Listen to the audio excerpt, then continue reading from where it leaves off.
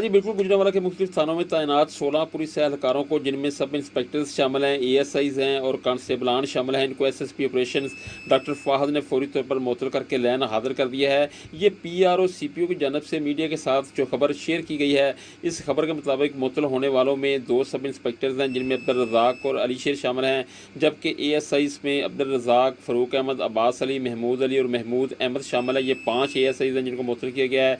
इसी तरह जो कांस्टेबलान मुअत्तल हुए हैं, उनमें मोहम्मद इशफाक, ज़फ़र इकबाल, गुलनास अहमद, अब्दुल जब्बार, अतीकुर रहमान, मुबश्शिर अली, काशिफ असदुल्ला और कांस्टेबल वारिस शामिल है। ये 9 कांस्टेबल हैं। मजमूई तौर पर 16 पुलिस एहलकार हैं जिनको मुअत्तल किया गया है और इन 16 पुलिस एहलकारों को एसएसपी ऑपरेशंस की जानब से करप्शन और बदनवानियों की वजूहात की बिना पर मुअत्तल किया गया है। जी।